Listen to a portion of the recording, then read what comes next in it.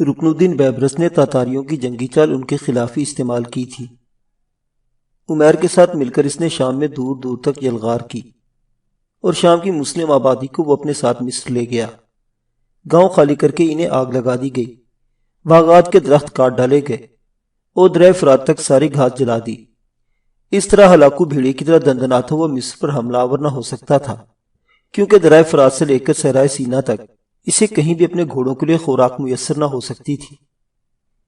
معزز سامعین حضرات، آپ کی خدمت میں پیش کیا جا رہا ہے اردو ناول موت کے مسافر، قسط نمبر 40۔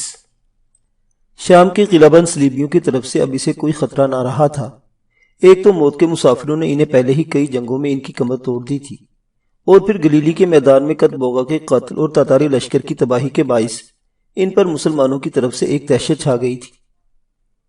اس کے باوجود رکن الدین نے انہیں تنبیہ کی کہ اگر انہوں نے ہلاکو کے ساتھ مل کر ہمارے خلاف سر اٹھانے کی کوشش کی تو بحیرہ روم کے ساتھ ساتھ تمام قلیبی قلعوں کو اکھاڑ کر پھینک دیا جائے گا۔ پھر رکن الدین نے مصری فوج سے 20,000 ایسے ترکوں کا انتخاب کیا جو کبھی تاتار کے ایک حصے کے طور پر اہل ہنگری اور بلغاریوں کی جنگوں کے ساتھ جنگ کرتے رہے تھے اور تاتاریوں کے ہر طریقہ جنگ سے واقف تھے۔ قاہرہ سے کوچ کر کے رکن الدین 20,000 سوار اور رسد کے سامان کے ساتھ عمیر کے مسکن سے باہر خیمہ زن ہوا۔ عمیر بھی اپنے 10,000 جانثاروں کے ساتھ اس کے لشکر کے ساتھ عاملہ تھا۔ رکن الدین نے اپنے 20,000 سواروں کو 2 حصوں میں تقسیم کیا، ایک حصہ اسے اپنے ماتحت رکھا اور دوسرے کا کمانڈر ابو نواس کو مقرر کیا۔ اس طرح تینوں جرنیلوں نے 30,000 سواروں کے ساتھ شمال کی طرف کوچ کیا۔ چونکہ انتہائی شمال تک ہر چیز جلا دی گئی تھی، لہٰذا درہ یرون کے ساتھ ساتھ ان کے لیے سفر اب تکلیف دہ تھا۔ اس شک سے بچنے کے لیے وہ پہلے بحیرہ روم کی طرف گئے اور سمندر کے کنارے کنارے وہ شمال کی طرف بڑھتے رہے، حتیٰ کہ موصل کے انتہائی شمال میں ایک پہاڑی سلسلے کو اپنی کمینگاہ بنا کر کوہ قفقاز کے اس پار برقعی سے رابطہ قائم کر لیا، اور اب برقعی اور ان کے لشکر کے درمیان جاسوسوں کے ذریعے باقاعدہ تبادلہ خیال ہونے لگا تھا۔ یہاں سے رکن الدین نے انتہائی تیز رفتار سواروں کا ایک دستہ قاہرہ کی طرف روانہ کیا اور اپنے وزیر زین بن زبیر کو حکم دیا کہ مصر سے لے کر بحیرہ روم کے کنارے کنارے کوہ قفقاز تک رسائی اور کمک کی چوکیاں قائم کر دے۔ ابن زبیر بڑی تیزی سے حرکت میں آیا اور چند ہی ماہ میں اس نے رکن الدین کے کہنے کے مطابق چوکیاں قائم کر دی، جن کے ذریعے عمیر اور رکن الدین کو ہر وقت رسد کا سامان اور تعدادم سپاہی میسر ہو سکتے تھے۔ 2 ماہ سکوت سے گزر گئے، دونوں طرف سے کوئی حرکت نہ ہوئی۔ آخر 1226 کے جاڑے میں جبکہ ٹھٹھرتی سردی نے ہر چیز کو منجمد کر دیا تھا اور بحر کیسپیئن کے مغربی اور شمالی دریاؤں اور ندی نالوں کا پانی جم گیا تھا، ہلاکو اپنے لشکر کے ساتھ مصر پر حملہ کرنے کی غرض سے جنوب کی طرف بڑھا۔ اس وقت کوہ قفقاز کے شمال سے برقعی کا بھتیجا نوگائی اپنے لشکر کے ساتھ نمودار ہوا اور ہلاکو کے پیچھے لگ گیا۔ ہلاکو کے قدم رک گئے۔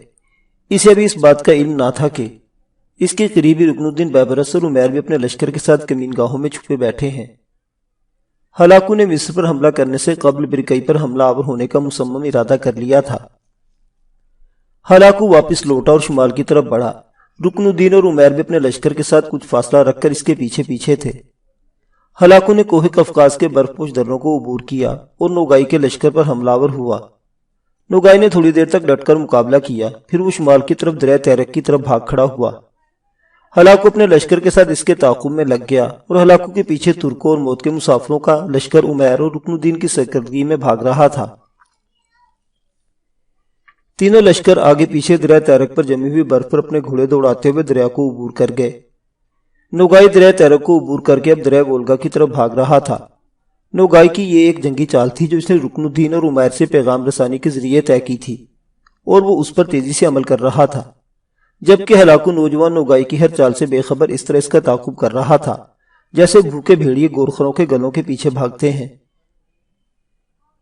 طے شدہ تجویز کے مطابق ایک مناسب جگہ آ کر رکن الدین، عمیر، ابو نواس اپنے 10,000 سواروں کے ساتھ ہلاکو کی پشت پر حملہ آور ہوئے۔ ہلاکو نوگائی کا تعاقب کرتے کرتے رک گیا اور پہلے پشت پر حملہ کرنے والے دشمن کی سرکوبی کے لیے جب پیچھے کی طرف سمٹا تو اس کے آگے آگے بھاگتا نوگائی بڑی تیزی سے اور سورج سے پلٹا اور ہلاکو پر حملہ کر دیا۔ ہلاکو اب چکی کے 2 سخت پاٹوں کے درمیان جنس کی طرح پس رہا تھا۔ ایک طرف سے موت کے مسافر آہن گروں کی طرح اس پر ضربے لگا رہے تھے تو دوسری طرف سے نوگائی اس کے پاؤں کی زنجیر بن گیا تھا۔ ان تینوں متحدہ لشکروں کے سامنے ہلاکو زیادہ دیر نہ ٹھہر سکا اور اپنے لشکر کے ساتھ بھاگ کھڑا ہوا۔ جب وہ جمے ہوئے درہ تیرک پر سے گزر رہا تھا اور نوگائی رکن الدین اور عمیر مارتے دھاڑتے اس کا پیچھا کر رہے تھے تو دریا کی برف ٹوٹ گئی۔ ہلاکو کے لشکر کا ایک حصہ برف میں دب کر تباہ ہو گیا۔ ہلاکو اس جنگ میں زخمی ہوا اور اپنے بچے کچے لشکر کے ساتھ کوہ قفقاز کے جنوب میں اس جگہ آیا جہاں سے اس نے کوچ کیا تھا اور جہاں اس کے لشکر کا ایک حصہ پڑاؤ کیے ہوئے تھا۔ نوگائی، عمیر اور رکن الدین کے ہاتھوں ہلاکو کی یہ ایک بدترین شکست تھی۔ اب ہلاکو نے اپنے 3 متحدہ دشمنوں کے خلاف کھل کر میدان میں جنگ کرنے کے بجائے چھاپا مار جنگوں کا ایک طویل سلسلہ شروع کر دیا تھا۔ برقئی اور ہلاکو کی اس جنگ کو صرف ایک ہی قوت روک سکتی تھی اور وہ آبائی دشت کا خاقان تھا، لیکن اس وقت چونکہ منگو مر چکا تھا، جھیل بیکال اور درہ کیرولان کی سرزمین پر کوئی خاقان نہ تھا۔ ہلاکو نے اپنی شکست کا داغ دھونے کی خاطر اندر ہی اندر وسیع پیمانے پر جنگ کی تیاریاں شروع کر دیں اور ان گنت ارمینی اور گرجستانی عیسائیوں کو اپنے ساتھ لشکر میں شامل کرنا شروع کر دیا تھا۔ اس کے علاوہ یورپ کی عیسائی دنیا کو اپنے ساتھ ملانے کے لیے ہلاکو نے ایک اور چال چلی۔ اس نے قسطنطنیہ کے عیسائی بادشاہ کی بیٹی میریا کا رشتہ اپنے بیٹے اباقہ کے لیے مانگا۔ قسطنطنیہ کا بازنطینی قیصر اس رشتے کے لیے رضامند ہو گیا اور اباقہ کی شادی میریا سے ہو گئی۔ یہ ہلاکو کی ایک بہت بڑی چال تھی۔ وہ یورپ کے سارے عیسائی حکمرانوں کو اپنے ساتھ ملا کر ایک نئی صلیبی جنگ کی ابتدا کرنا چاہتا تھا، لیکن رکن الدین نے ہلاکو کی اس چال کو بھی ناکام بنا دیا۔ وہ نہیں چاہتا تھا کہ ایسے نازک دور میں جبکہ مصر کے علاوہ اسلامی ملکوں پر سکوت طاری تھا، ایک نہ ختم ہونے والی صلیبی جنگ کی ابتدا ہو۔ لہٰذا اس نے فوراً برقئی کو پیغام بھیجا کہ قسطنطنیہ کے بادشاہ سے اس کی دوسری لڑکی کا رشتہ نوگائی کے لیے مانگے۔ برقئی نے ایسا ہی کیا اور اس طرح قیصر کی دوسری لڑکی کی شادی نوگائی سے ہو گئی۔ اب ہلاکو کوئی فائدہ نہ اٹھا سکتا تھا کیونکہ قسطنطنیہ کا بادشاہ ہلاکو اور برقئی دونوں میں برابر کا بٹ گیا تھا، اور اس طرح رکن الدین نے ہلاکو کی صلیبی جنگ شروع کرنے کی چال کو ناکام بنا دیا تھا۔ سن 1264 میں اپنی پوری تیاری کے بعد ہلاکو پھر ایک نئی جنگ کا آغاز کرنے کے لیے پڑاؤ سے نکلا۔ اس نے پچھلی جنگ کے سارے نقصانات کی تلافی کر لی تھی۔ عیسائیوں کو وہ بہتر تربیت دے کر میدان جنگ میں لایا تھا۔ انہی دنوں آسمان پر ایک دمدار ستارہ نمودار ہوا۔ ہلاکو کے لشکر میں جو مسلمان نجومی تھے انہوں نے دمدار ستارہ دیکھ کر ہلاکو سے کہا کہ جنگ نہ کی جائے ورنہ نقصان اٹھانا پڑے گا۔ ہلاکو نے ان کی بات پر کوئی دھیان نہ دیا اور کوہ قفقاز کے پہاڑی سلسلے کے اندر ہولناک جنگ چھڑ گئی۔ اس بار نوگائی ایک طرف سے تو دوسری طرف سے رکن الدین اور ابو نواس حملہ آور ہوئے۔ عمیر کو انہوں نے اچانک حملہ آور ہونے کے اپنے لشکر کے ساتھ محفوظ جگہ پر گھات پر بٹھا دیا تھا۔ جنگ جب زور پکڑ گئی تو عمیر گھات سے یوں نکلا جیسے شیر اپنی کچھار سے نکل کر حملہ کرتا ہے۔ بالکل اسی طرح وہ بھی ہلاکو کے لشکر پر اس کی پشت سے حملہ آور ہوا اور ہلاکو کے لشکر میں دور تک یوں گھستا چلا گیا جیسے تربوز میں تیز خنجر گھونپ دیا گیا ہو۔ ہلاکو اپنے 2 جرنیلوں کو نوگائی، رکن الدین اور ابو نواس کے ساتھ جنگ میں مصروف رکھا۔ خود وہ پلٹ اور پشت پر حملے سے کرنے والے عمیر کے لشکر پر ٹوٹ پڑا۔ ہلاکو کے لشکر اور موت کے مسافروں میں گھمسان کی جنگ ہوئی۔ موت کے مسافر اپنی قوم کی پچھلی ساری کوتاہیوں کا کفارہ ادا کر رہے تھے۔ عمیر اور ہلاکو لڑتے لڑتے ایک دوسرے کے قریب ہوتے جا رہے تھے۔ ایک دم ہلاکو کو اپنے ذاتی محافظوں کے ساتھ عمیر پر حملہ آور ہوا۔ موت کے مسافر بھی عمیر کے گرد حلقے کی صورت میں لڑ رہے تھے، لیکن عمیر اس حلقے کو توڑ کر باہر نکلا اور ہلاکو پر حملہ آور ہوا۔ جب اس نے ہلاکو کے شانے پر تلوار گرائی تھی تو کئی تاتاری عمیر پر ٹوٹ پڑے۔ موت کے مسافروں نے آگے بڑھ کر عمیر کا دفاع کرنا چاہا، لیکن اس وقت تک کئی تلواریں عمیر پر برس چکی تھیں اور وہ بری طرح زخمی ہو کر اپنے گھوڑے کی پیٹھ پر ڈگمگانے لگا تھا۔ تاہم موت کے مسافروں نے اس کے گرد ایک حصار قائم کر لیا تھا۔ اتنی دیر تک شیبان ایک طرف سے اپنا گھوڑا دوڑاتا ہوا آیا اور عمیر کو سنبھالنے لگا۔ ہلاکو کو پھر شکست ہوئی اور وہ جنگ میں آنے والے زخموں کی تاب نہ لا کر مر گیا تھا، اور نوگائی، رکن الدین اور ابو نواس اس کی لومڑیوں کی طرح بھاگتے ہوئے لشکر کا تعاقب کر رہے تھے۔ رکن الدین عمیر کے زخمی ہونے کی وجہ سے جلدی لوٹ آیا، جبکہ نوگائی نے بھاگنے والوں کا تعاقب جاری رکھا۔ شاید وہ ان کے ایک ایک سپاہی کو چن چن کر قتل کرنا چاہتا تھا۔ موت کے مسافروں نے جنگ کے میدان میں ہی خیمے نصب کر دیے تھے۔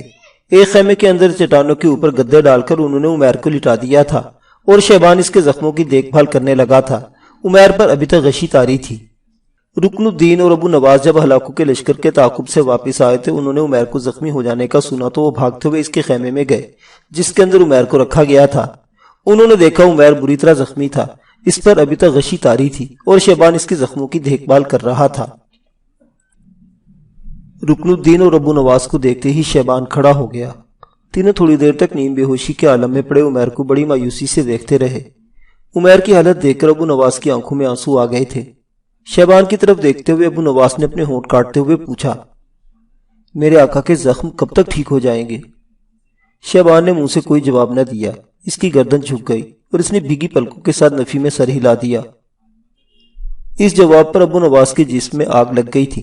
غصے میں بل کھا کر وہ آگے بڑھا اور شہبان کا گریبان پکڑ کر اس نے ایک ہی جھٹکے میں اپنی طرف کھینچتے ہوئے غرا کر کہا، تم نے جس سپاہی کے زخم کو بھی ہاتھ لگایا وہ ٹھیک ہو گیا، آج جبکہ میرے آقا زخمی ہو گئے ہیں تم کیسے کہہ سکتے ہو کہ وہ اچھے نہیں ہو سکتے؟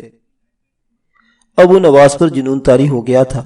اس نے اور زور سے شہبان کو جھنجھوڑتے ہوئے کہا، تمہیں ان زخموں کو اچھا کرنا ہوگا ورنہ۔ ابو نواس رک گیا۔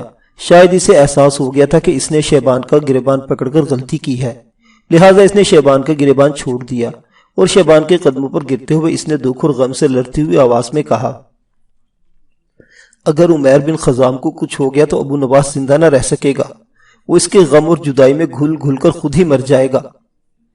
پھر ابو نواس کے حلق میں جیسے کانٹے پڑ گئے ہوں اور اس کی آواز ڈوب گئی تھی۔ رکن الدین اپنی بھیگی پلکوں سے کبھی بے ہوش پڑے عمیر کو اور کبھی ابو نواس اور شہبان کی طرف دیکھ رہا تھا۔ شہبان نے ابو نواس کو اوپر اٹھاتے ہوئے بھرائے ہوئے لہجے میں کہا، میں آقا کی زندگی سے مایوس ہو چکا ہوں، فوراً پیغام بھیج کر ریتا اور مغیث کو یہیں بلا لو تاکہ آقا ہم سے رخصت ہونے سے قبل اپنے بیوی اور بچے کو دیکھ لیں۔ ابو نواس نے کوئی جواب نہ دیا۔ اس کا جسم کپ کپا کر رہ گیا تھا اور بھاگتا ہوا باہر نکل گیا۔ تھوڑی دیر بعد ایک جاسوس کبوتر ابو نواس کا پیغام لے کر فضاؤں کو چیرتا ہوا دریائے یرون کی طرف اڑا جا رہا تھا۔ معزز سامعین حضرات، کہانی ابھی جاری ہے، بقیہ واقعات اگلی قسط میں۔ دیکھتے رہیے ناولستان، اسلامی اور تاریخی کہانیوں کا مرکز۔ اللہ حافظ۔